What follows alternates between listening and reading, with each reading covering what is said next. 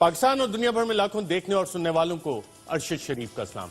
नाज़रीन, आज वफाकी काबीना ने फैसला किया है कि जो लॉकडाउन है उसमें बतदरीज कमी की जाएगी, कुछ दुकानें खोली जाएंगी, लोगों को सहूलियात दी जाएंगी कि वो अपना कारोबार ज़िंदगी भी चला सकें। और इसकी एक बड़ी वजह यह है कि जो Pakistan institute of development economics की रिपोर्ट आई थी, जिसका कि वफाकी वज़ीर प्लानिंग असद उमर ने भी जिक्र किया कि अगर ये लॉकडाउन ज़्यादा अरसा परसिस्ट करता है, लंबा चलता है, कोरोना की पेंडेमिक, तो इसके जो हमारी मईशत पे असरात हैं उसमें बेरोज़गारी खौफनाक हद तक बढ़ सकती है और 1,80,00,000 लोग बेरोज़गार होने का खदशा है। तो ये वाली कंसिडरेशंस भी हैं, जहाँ एक तरफ लोगों की ज़िंदगियाँ बचानी हैं, वहाँ कारोबार ज़िंदगी भी चलाना है। मुश्किल फ़ैसले हैं जो इस वक्त हुकूमत ले रही है।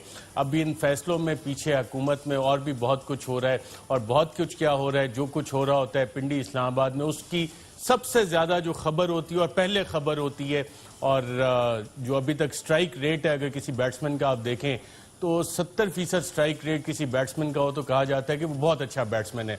और सियासी तौर पे शेख रशीद अहमद वफाकी वज़ीर बराए रेलवे, उनसे अच्छा कोई सियासी बैट्समैन नहीं है। वफाकी वज़ीर बराए रेलवे शेख रशीद साहब, बहुत शुक्रिया प्रोग्राम में शिरकत करने का।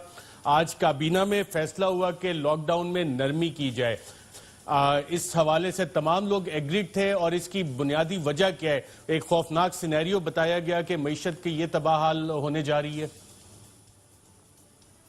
एक तो सबसे इम्पोर्टेंट आप हैं जो कि कागज़ निकाल लेते हैं। मैं एनर्जी का मेंबर हूं, लेकिन आईपीपी की कापी मेरे पास नहीं, आपके पास है। पहले मुझे कापी भेजें। बाकी काबीना सारी मुत्तफिक थी कि लोग लॉकडाउन कोई नहीं है, और मैंने उनसे अपील की है कि 10 तारीख को हम 40 ट्रेनें चलाएंगे।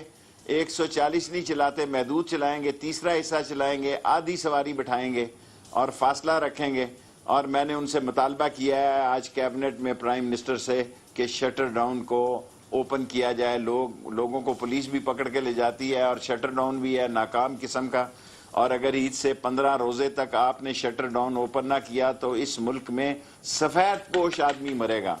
ये मांगने वाले नहीं मरेंगे जो 2006 से लगे हुए हैं पे रोल पे बेनज़ीर इनकम सपोर्ट के, 2006 से लगे हुए हैं पैसे लेने के लिए, या बेलचा और सरिया लेके और गैंती लेके बैठे हैं। वो दुकानदार मर जाएगा जिसकी दुकान का किराया भी देना है, जिसकी दुकानदार में ईद का सीजन का सामान भी पड़ा है, जूते भी हैं, कपड़े भी हैं, लीलन भी है, लोन भी है, लट्ठा भी है, कैमरक भी है, वो किधर जाएगा?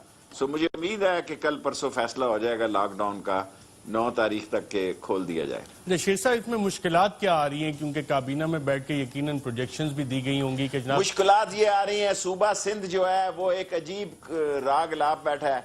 सूबा सिंध ये कह रहा है कि जितनी अमवात हो रही हैं वो लॉकडाउन ना होने की वजह से हो रही हैं। अब सूबा सिंध भी राजी हो गया है। सबसे ज्यादा केसेस और अमवात लॉकडाउन के बाद कराची में है। तो मिला तो शाह जी मुराद अली शाह साहब के हाथ भी कुछ नहीं आया, मरकज के कुछ नहीं आया। अगर हम मिल के चलते, बेहतर राय से चलते, बेहतर लाइन और लेंथ में चलते, तो मरकज और सूबे के बेहतर हालात होते, तो शायद लोग भी ज्यादा इत्मीनान होता और मुतमिन होते। अच्छा शेख साहब, आपकी वजारत में जो रेलवे बंद हुई, आपकी जितनी ट्रेन चलती थी उतनी नहीं चल रही थी, इससे रेलवे को भी कुछ नुकसान हुआ है पिछले 1-1.5 माह में? 5 अरब रुपया पर महीने का हमारा नुकसान है, 5 बिलियन रुपीस।